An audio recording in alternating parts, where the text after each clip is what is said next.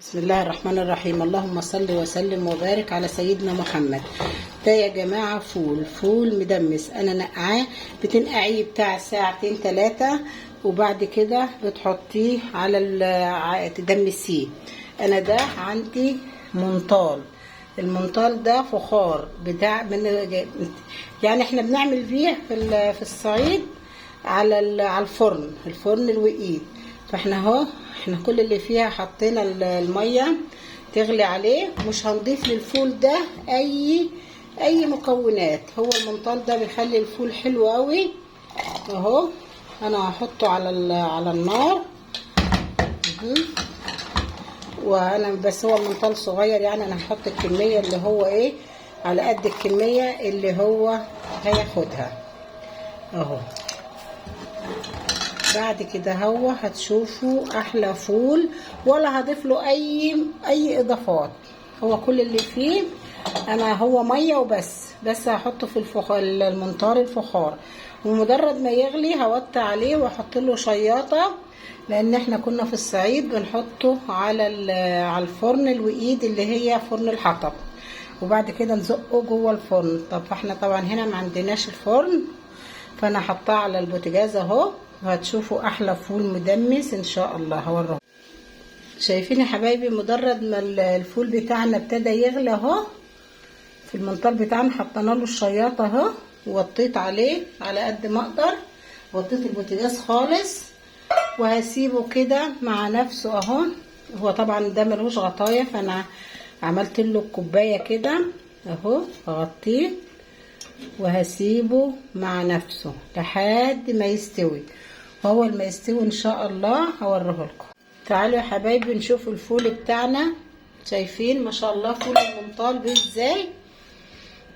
انا والله ما زودته ميه غير مره شويه كده او مره تاني، يعني حبه ميه صغيرين خالص من ساعه ما حطيته في المنطال اهو. شايفين لونه؟ ولا حطينا ليه اي اضافات ولا اي حاجه. شايفين حلاوته؟ شايفين الفول عامله ازاي؟ شايفين اهو. تعالوا نعمل طبق فول اهو. خلاص احنا هنطفي عليه، هنعمل احلى. ده الفول الطبيعي، ده احنا كنا بنعمله في الصعيد كده بالمنطال اهو. ده الفول اهو، يا دوب نحط الزيت والملح وتاكلي احلى طبق فول اهو. الملح اهو، كمون، احلى طبق فول اهو. احلى طبق فول هتعمليه طبق فول، ولا ضفنا عليه اي مكونات، ولا عدس ولا فول مدشوش ولا اي مكونات اهو. طبق فول لوحده كده او ريحته طعمه فول طبيعي اهو. شايفين الفولة والله اتهرت لوحدها. هو سخن، انا مطيه عليه طول اهو، سايباه طعمه. طبق فول يستاهل بقكم اهو. فول المنطال هو قاعد انا طافيه عليه، وشوفوا عمال يغلي ازاي.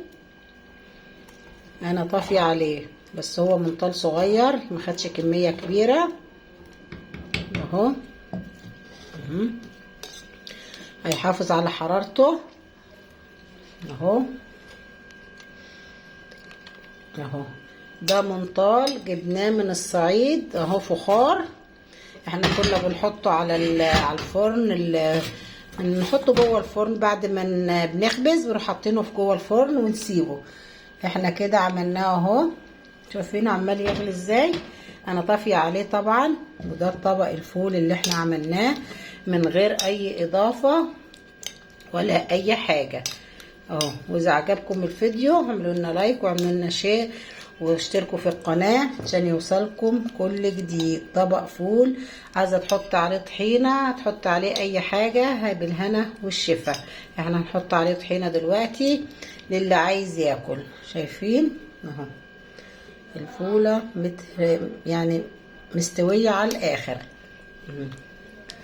إذا عجبكم الفيديو اعملوا لنا لايك واعملوا لنا شير، والسلام عليكم ورحمة الله وبركاته.